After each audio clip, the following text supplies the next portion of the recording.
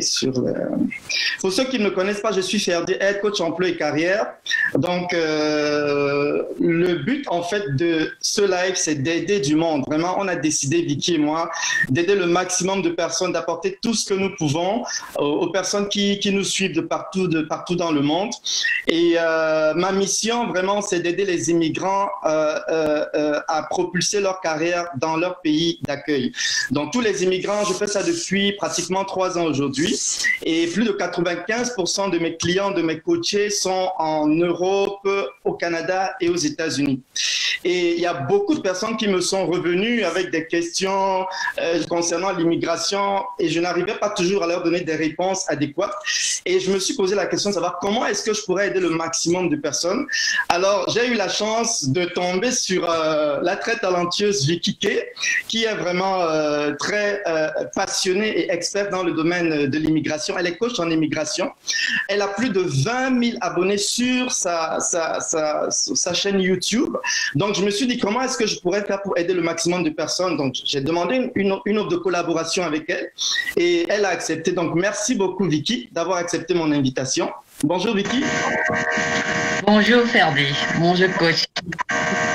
Ça va bien, merci. Et je te remercie d'avoir eu cette idée. Parfait. Donc, voilà. Donc, juste pour préciser aux gens, on va répondre à vos questions pendant le live. Moi, je vais répondre aux questions relatives à la recherche d'emploi, à la carrière. Et Vicky va répondre à vos questions relatives à tout ce qui concerne donc l'immigration. Donc, au fur et à mesure qu'on va évoluer dans le live, n'hésitez pas à poser vos questions. Alors, moi, j'ai une première question pour toi, Vicky. Dis-moi, qu'est-ce qui t'a poussé à mettre sur pied un si beau projet? Parce qu'il faut quand même dire que tu es suivi par plus de 20 000 personnes sur YouTube. Tu partages des conseils, tu partages des astuces sur l'immigration. Et ce n'est pas seulement l'immigration au Canada. Je me suis rendu compte que c'est également l'immigration en Europe. Dis-moi, qu'est-ce qui t'a poussé à mettre sur pied un si beau projet? Merci pour ta question, elle est très pertinente. C'est tout bizarre. L'histoire ne commence même pas avec l'immigration. Ça commence avec mon arrivée au Canada il y a 3 ans. Et j'ai découvert ce beau pays. Je suis arrivée en été lorsque le pays vraiment regorge de toute sa beauté. J'étais vraiment émerveillée et j'ai commencé à parler autour de moi, à mes amis, à ma famille. Je leur ai dit ce que j'ai découvert ici et ce qu'ils peuvent accomplir. Mais malheureusement, ça ne touchait pas assez de personnes. Et puis bon, je me suis dit, bon, au départ, je n'ai pas imaginé que je pouvais aider plusieurs personnes en fait. Alors, quelque chose qui n'a rien à voir. Je commence un blog sous le conseil d'une connaissance qui me dit « Ah, tu as des connaissances dans le domaine de la beauté. Pourquoi tu ne peux pas partager cela avec les autres ?» Je lance dans mon premier blog qui porte sur les conseils pour les femmes enceintes et les hommes aussi qui ont des problèmes des vergetures. Mais bon, c'est un peu difficile parce que le blog est en anglais. Je dois écrire mes articles en anglais, c'est difficile. Et puis, mon mentor, lui, me dit, mais qu'est-ce qui te passionne? Je dis, je suis passionnée par la beauté, je suis passionnée par le Canada. Il me dit, mais parle du Canada. Je dis, ben, qui sera intéressé? Il me dit, non, les gens seront intéressés et tout. Et puis, je me suis rendu compte en même temps que la beauté n'apporte pas forcément une plus-value à la vie d'un être humain. Et je voulais apporter une plus-value à l'être humain. Donc, quand je commence à parler du Canada, le tout premier sujet que je fais sur le Canada, c'est ne venez pas au Canada si. Donc, je dis aux gens, c'est pas tout le monde qui peut venir au Canada. Je suis pas pour l'immigration canadienne à tout prix. Je suis pas pour l'immigration à tout prix. Je suis pour l'immigration donc, quand je vais orienter quelqu'un, je vais lui dire non, toi, je ne te conseille pas d'immigrer. Donc, à ce moment, je me dis, j'ai apporté une plus-value à la vie de quelqu'un. Je l'ai orienté dans le bon choix et c'est ce qui me plaît. Donc, aider mon semblable et lui apporter une plus-value à sa vie, s'il peut le reconnaître plus tard et puis dire, ah, j'avais reçu un bon conseil de Vicky. Donc, voilà, c'était l'amour du Canada aussi, parce que le Canada, il faut l'avouer, c'est un très beau pays. un très bon pays aussi. Parfait. Et il faut dire que au fil des ans que tu as évolué, tu as commencé à avoir plein de gens qui t'ont suivi. On va dire que tu as élargi ton champ. Tu ne t'es plus seulement concentré sur le Canada, mais également en Europe. Est-ce que l'Europe et le Canada, ça a été d'un coup où tu as développé ça au fil du temps? Non, je viens de l'Europe en fait. Je viens du peuple de l'Europe pour m'installer au Canada. Et j'ai vécu en Europe, donc j'ai vécu en Afrique, j'ai vécu en Europe, j'ai vécu en Amérique du Nord. Donc je suis assez, voilà, je vais dire, je suis assez outillée pour répondre sur la question de qu'est-ce qui est bien pour quelqu'un en fonction de certains critères. En Europe, j'ai vu l'évolution de l'être. J'ai vu l'évolution de certaines personnes et je vois l'évolution des gens au Canada et je sais que selon le profil de X et de Y, je dirais non, ne viens pas au Canada. Il y a des personnes à qui j'ai dit pourquoi tu veux venir ici? Non, ne viens pas. C'est pas tout le monde qui doit venir, non. Je n'encourage pas l'immigration à tous les prix. Donc, mais quand tu vois, tu as un profil et tu me dis quelles sont les raisons pour lesquelles tu veux immigrer, parce que il y a beaucoup de personnes qui viennent et qui regrettent. Exactement. C'est beau, c'est un bon pays, mais ce n'est pas pour tout le monde. J'ai une amie, une connaissance, je ne vais pas dire amie, c'est un peu trop dire, qui voulait venir, mais je lui ai dit, mais je ne vais pas t'aider, je ne peux pas t'aider, je te donne aucun renseignement, parce que tu as tout ce qu'il faut pour réussir en Afrique. Exactement. Tu as ce qu'il faut, on sait que l'Afrique, c'est le relationnel, tu as tout ce relationnel-là, mets-le à profit en Afrique et fais quelque chose de bon. C'est très, très important ce que tu viens de dire, parce que beaucoup de gens pensent que immigrer, c'est forcément synonyme de réussite, ou bien en immigrant, mes rêves vont se réaliser et tout.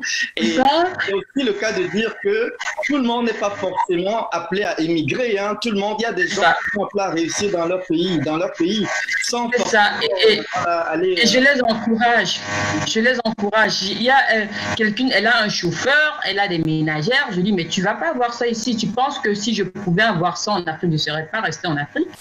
Donc, lorsque tu n'as pas ce potentiel-là, ok, tu peux immigrer, mais quand tu as ce potentiel-là, tu ne vas pas laisser un salaire de 3 millions de francs CFA et tout pour venir dire tu vas venir recommencer ici à zéro. Donc, c'est vraiment au cas par cas. Et souvent, je vais dire à quelqu'un, oh non, toi, tel que je vois, c'est mieux si tu vas en France.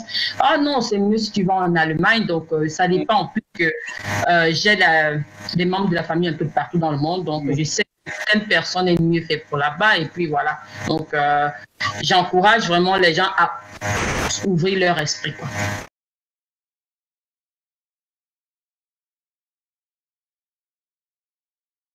Il y a quelque chose, une question qui me revient régulièrement, Vicky. Les gens qui immigrent au Canada ont le souci de trouver un emploi dans leur domaine de prédilection, dans leur domaine d'expertise.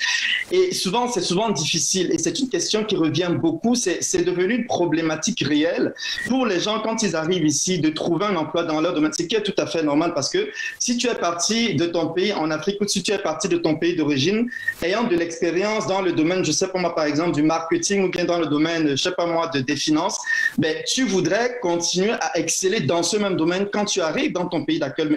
Mais il y a souvent de la difficulté à ce niveau-là. Selon toi, c'est quoi les obstacles, c'est quoi les difficultés, c'est quoi qui fait en sorte que les gens ne puissent pas effectivement trouver un emploi dans leur domaine de prédilection quand ils arrivent dans leur pays d'accueil? Je vais répondre à cette question à l'aide de 3 volets. Le premier volet, c'est le manque de préparation. Les personnes qui immigrent au Canada, elles immigrent, certaines immigrent juste pour immigrer. Elles ne préparent pas leur intégration. Elles ont réussi l'immigration, c'est-à-dire elles ont un visa, elles ont la brune, elles ont tout le nécessaire pour prendre l'avion et s'installer au Canada. Mais elles ne préparent pas, elles n'anticipent pas sur leur intégration. Est-ce qu'avant de venir, elles ont fait des recherches pour savoir dans mon domaine est plus recherché dans la province de l'Alberta, dans la province de l'Ontario, dans la province du Québec? Est-ce qu'elles ont fait ces recherches préalables? Beaucoup ne le font pas, pour ne pas dire, parce que tous ne le font pas. Et lorsqu'elles vont venir, par exemple, leur domaine n'est carrément pas recherché dans la province où elles vont s'installer. Et après, elles vont ramer et rencontrer beaucoup de difficultés. Ça va ralentir leur intégration, ça va ralentir leur réussite. Ça, c'était le premier volet. Le deuxième volet, c'est l'acceptation du Canada. j'ai accepté le Canada, c'est accepter le pays qui nous accueille. Quand je parle avec certaines personnes, elles peuvent être proches comme des abonnés avec qui je parle souvent, il y a des personnes qui organisent leur vie comme si c'est eux qui décidaient, comme si c'est elles qui décidaient. Du genre, oh, je vais venir, je vais mettre 10 ans, je vais amasser de l'argent, je vais rentrer. Vous n'êtes même pas encore arrivé, vous avez déjà des plans futuristes qui... C'est pas comme ça qu'on fait. Lorsque vous arrivez au Canada, acceptez le Canada et le Canada va vous bénir. C'est bizarre, mais c'est vrai. Si vous acceptez le Canada, vous dites, OK, je suis parti parce que je vais partir, je vais arriver, je vais voir ce que je vais faire. Et par rapport à ça, je vais adapter mes besoins et tout. On ne va pas en se disant que je pars déjà pour rentrer demain. Non, ça va pas réussir. Ceux qui ont fait cela, ils se sont retrouvés avec 10 années pour avoir un premier vrai boulot, pour ne même pas avoir de boulot. Donc, il faut d'abord accepter le Canada. Je m'en vais au Canada. Le Canada, c'est ma terre d'accueil. C'est mon nouveau pays. Je l'accepte comme mon nouveau pays, mon pays d'adoption.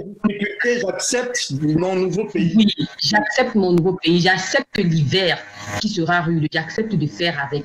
Et je sais que je viens au Canada. Je m'informe sur le Canada. Je ne viens pas au Canada en me disant qu'est-ce qui se passe au pays là-bas. Non, on accepte d'abord le Canada.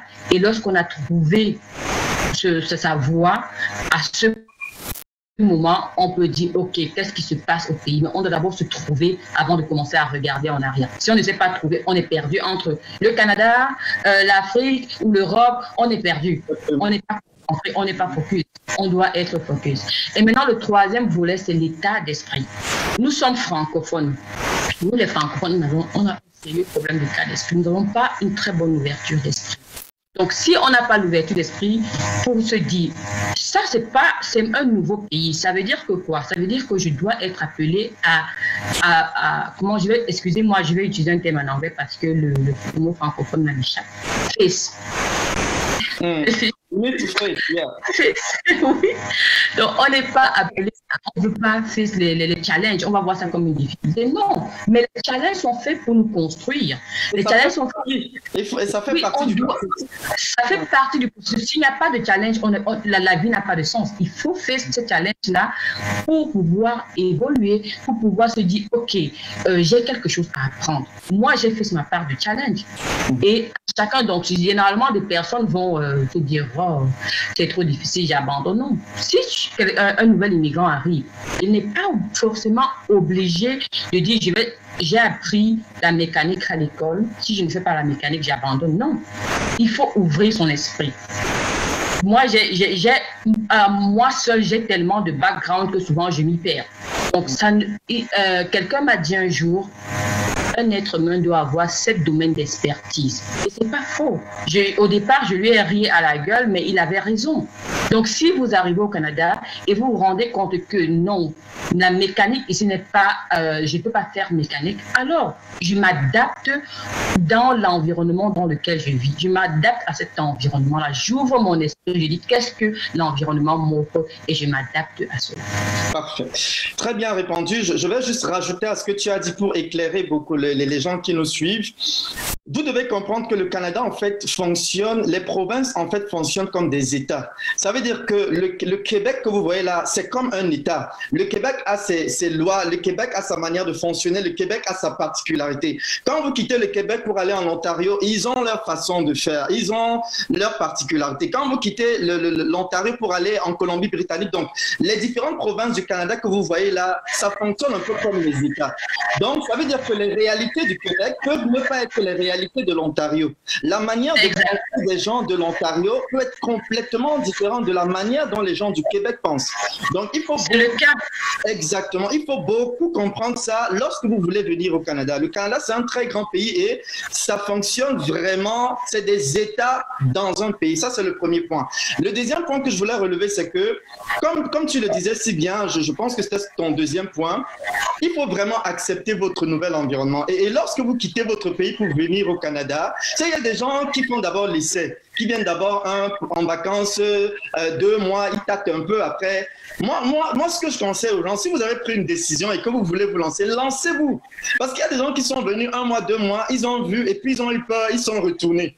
Tu vois un peu, peut-être qu'ils n'ont pas été bien entourés, peut-être qu'ils sont tombés dans un environnement. Mais moi, je dis souvent que si vous avez pris la décision, si vous pensez que c'est votre rêve, et puis si vous pensez que c'est quelque chose que vous voulez au plus profond de vous, foncez, allez-y. Et lorsque vous avez décidé d'y aller, s'il vous plaît, écoutez bien ce que je dis, parce que je rencontre beaucoup ça, même avec les personnes que je coach, les immigrants, c'est qu'il faut reprogrammer son mindset en réalité. Il y a beaucoup qui arrivent ici et qui sont toujours en train de critiquer. Ah, le froid. Ah, si tu critiques ton pays d'accueil, tout le temps tu critiques, tout le temps tu te plains, tu critiques, tu te plains. Mais tu ne permets pas à ton pays de t'accueillir, de pouvoir aussi t'ouvrir les portes. Vous voyez un peu, c'est quelque chose qui se passe aussi dans l'univers. Tu dois faire en sorte que ton univers t'accepte. Mais si tu passes ton temps à critiquer, si tu passes ton temps à être négatif, si tu passes ton temps à t'entourer des personnes négatives, forcément, tu ne vas pas attirer les ondes positives vers toi. Tu vois un peu ce que je veux dire. Donc ça, c'était le deuxième point. C'est vraiment un point important parce qu'il y a beaucoup de gens qui sont bloqués par rapport à ça, par rapport à l'état d'esprit dont tu parlais tout à l'heure. C'est très, très, très important. J'en connais. Je parle avec, j'en connais, donc je parle, je dis, c'est le point le plus important. Et tu as dit quelque chose qui est très important, s'entourer des bonnes personnes. Exactement. Vous ne vous entourez pas des bonnes personnes, vous allez... J'ai payé les pots. Un mauvais conseil coûte de l'argent, ça coûte très cher. Ça peut coûter aussi du temps. Et le temps, ça ne vaut pas de l'argent. Parce qu'on dit souvent le temps vaut de l'argent, c'est faux. Le temps vaut mieux que l'argent. Donc, parce qu'on aura toujours de l'argent, mais on n'a pas toujours ce temps-là. Exactement. Alors, j'ai une troisième question pour toi, Vicky. Alors, on se rend compte de plus en plus, avec le processus d'immigration, que Toronto et Montréal sont les deux grandes métropoles. Ben, ce sont les deux grandes villes les plus, on va dire même les plus peuplées. On va dire les plus peuplées en termes d'immigration. Aujourd'hui, je pense que Toronto est numéro 1 en termes de population immigrante, ensuite Montréal, ensuite Vancouver. Donc, plus les immigrants arrivent, quand ils arrivent au Canada, soit ils vont à Montréal, soit ils vont à Toronto. Mais quel est le conseil est-ce que tu ne penses pas que pour qu'un immigrant puisse facilement, bon, pas facilement, mais pour qu'un immigrant puisse trouver un emploi dans un délai suffisamment raisonnable, est-ce que tu ne penses pas que ce serait mieux pour cette personne d'aller plutôt dans les régions où c'est moins saturé, où il y a peut-être un peu plus d'opportunités que dans les villes, dans les grandes villes qui sont déjà saturées et où ça devient de plus en plus un peu difficile? Quel est ton conseil par rapport à ça, ces personnes qui veulent immigrer et qui pensent que c'est en venant directement à Montréal où c'est pas mauvais, bon, parce que c'est la ville qui tourne, c'est les grandes métropoles, mais de par mon expérience, je me suis rendu compte que peut-être qu'en commençant dans les petites villes, peut-être en commençant pour une première expérience, ce serait pas mauvais.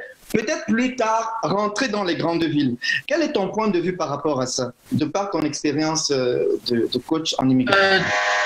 Déjà, pour ma part, tout dépend du domaine de profession de la personne. J'ai tantôt dit par rapport à la question 2 qu'il fallait anticiper sur son intégration en faisant des recherches sur la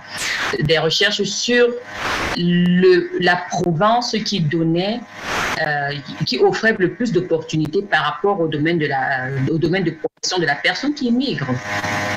Et c'est ça qui va guider cette personne-là. Mais si on me demandait, si moi, qu'est-ce que je ferais le contraire. Et c'est d'ailleurs ce que j'ai fait. Donc, c'est très facile de trouver un boulot, même un petit boulot, dans les grandes métropoles. Et pour nous qui sommes au Canada, nous savons ce que c'est que l'expérience canadienne. L'expérience canadienne, c'est pas forcément d'avoir eu un gros boulot. Tant que tu as eu un boulot, même si c'était dans un entrepôt, même si c'était dans un café, ça compte pour de l'expérience canadienne. Ça veut dire que tu es habitué aux horaires canadiens, tu es habitué aux Canadiens, donc tu as intégré la société du travail. Donc, tu es déjà Canadien en quelque sorte. Donc, ça, je ne pense pas que les petites zones, encore que ça dépend de quelles petites zones, peuvent te donner cette opportunité-là. Pour ma part, ce serait bien de commencer par une grande ville, d'acquérir sa petite expérience et de fuir dans les petites villes. Pourquoi? Parce que la vie en métropole est saturée. je suis arrivée dans une grande ville, j'ai fait mon temps là-bas et je ne suis pas restée. Me suis maintenant reculée, je suis partie et je laisse la place aux nouveaux immigrants qui vont aussi arriver et ils vont commencer leur vie, gagner une petite expérience canadienne et se diriger vers les petites villes. C'est comme ça que ça se passe ici pour la plupart des personnes. Tout le monde essaie de fuir les grandes métropoles parce que on parle seulement de boulot, mais il y a la vie, il y a aussi le style de vie, l'embouteillage, il y a tout. C'est saturé et on a besoin de calme. Donc, c'est comment arriver dans la grande métropole, avoir son petit boulot juste pour se faire son expérience canadienne et puis après chercher ailleurs, dans une petite ville calme.